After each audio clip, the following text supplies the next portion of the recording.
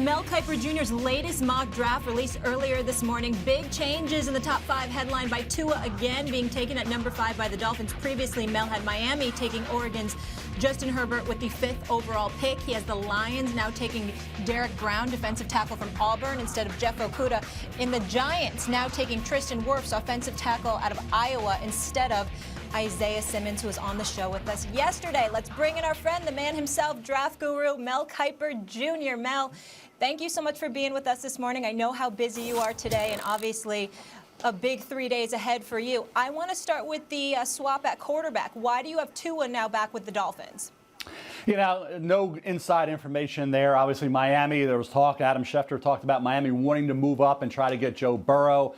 I just feel like Tua, and I heard maybe not Herbert yesterday, so you go by what you hear, Molly, and that's what I heard. I just think Tua, to have him fall to 5 with the injury, that's why he's there. Do you pass on him after what happened with Drew Brees? Now you get the left-handed version of Drew Brees with Tua. I just felt like I just can't see them doing it. Now, there are some in the league that think they will pass on a quarterback. Wait till 18 and kind of figure it out then. But if you drop Tua and Herbert past 5 and 6, where do you go with them in a projection? You have to drop them to the end of the first round, and that doesn't make sense. So if you're not going to project a trade and you're not going to put Tua at 5 and Herbert at 6, what do you do with those two quarterbacks? Mel, you've got the Giants at the 4th spot. I mean, you had them initially potentially taking somebody like an Isaiah Simmons. I mean, he's a linebacker. You got Okudah, who's a cornerback, the elite cornerback. You've got both of them dropping spots. Simmons 3 spots, Okudah 6 spots, and here we are taking an offensive lineman if you're the New York Giants. Why is that, Mel? Well, it's Barkley and Daniel Jones, and I think it's the New York Giants thinking, okay, this is what we need to do. We got to make 2 players great. We got to make Barkley and Daniel Jones great. Who gives us that best opportunity? They brought in Blake Martinez at linebacker, who's a heck of a player. Isaiah Simmons, I just think after talking to teams over the last couple of days, they love his versatility, but he's not, even though he had 8 sacks, but he only had 10 the last 2 years. 8 came this past season. He's not that feared sack artist yet, okay? Like Khalil Mack was coming out, like Clowney, like the guys we talk about coming off the edge as well. I think that's why maybe he drops just a bit. Carolina using Luke Kuechly to retirement, be a good spot for him. And Jeff Okudah drops down to Jacksonville, which is a corner they need. We've heard C.J. Henderson's name from Florida mentioned there. I think Jeff Okudah, if he's there, would be a great pick for the Jacksonville Jaguars.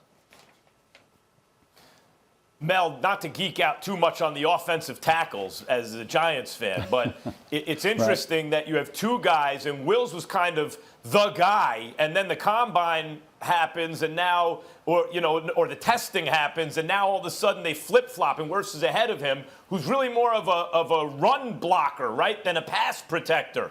Does that indicate that the Giants are more interested in Saquon Barkley exploding than protecting Daniel Jones? No, I think it works hand in hand.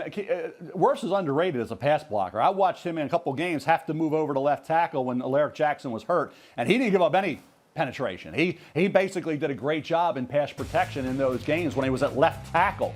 So I think that's the key with him is the development as a pass blocker in conjunction with moving defenders off the ball helps both Barkley and helps Daniel Jones. So I don't think you're sacrificing. Now, I like Wills. I think Wills can be a left tackle. He played only right tackle. Wirfs does have more experience at left tackle, as I say, filling in those few games. So it gets down to one of those two. You ask people, all you do at this time of the year is ask people in the league what they're hearing. They hear Wirfs to the Giants. That's what you go with, and you see what happens.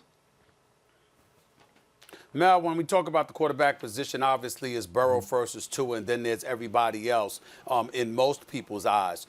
In your eyes, it seems like Justin Herbert and Tua are pretty close. Where do you stand on that? Is it really, really that close of a situation? Is Tua it has some distance ahead of Herbert? What's the deal with that? Here's the deal, Stephen A. If Tua didn't have the injury, but he does. So people all want to talk about, well, if he didn't have the injury, well, he does have the injury concerns. I don't want to hear if he didn't. He does. That's what closes that gap and makes it very interesting. Justin Herbert has been coming on. What he did Senior Bowl week in Mobile opened a lot of eyes. He went down there, knew receivers, knew everything, and he looked like he belonged, and he was the MVP of those practice, MVP of the game. So Herbert closed the gap, nailed the process. Tua had the hip. That is a real concern, and that's why you cannot say, well, Tua does this, and this better. Herbert does some things better as well, but the gap has been closed to the point where if you fear the durability, then you would maybe audibilize to Herbert. If you don't love Herbert, you don't take him. The bottom line is, guys, if you don't love these quarterbacks, you don't take them. You don't force it. It's happened before. Now, some have benefited. Remember, Brady Quinn dropped. He didn't pan out with Cleveland. Remember, Aaron Rodgers dropped. That was a great pick for Green Bay. Chad Pennington dropped a little bit. Jets took him. Real good pick there. So sometimes when these quarterbacks drop a little bit, it's benefited teams. And obviously with Cleveland, it didn't work out with Brady Quinn, more so because the organization changed after that, which didn't help Brady. The guys that drafted him left. But the bottom line is it could happen where Miami at 18 could get a quarterback there after maybe passing on one at 5 if they decide to go that route. Can't force anything in life, Mel. Let's talk about New England. Obviously, with Brady and Gronk reuniting down there in Tampa, Bill Belichick always knows how to work the draft like no other. What do you see the Pats focusing on?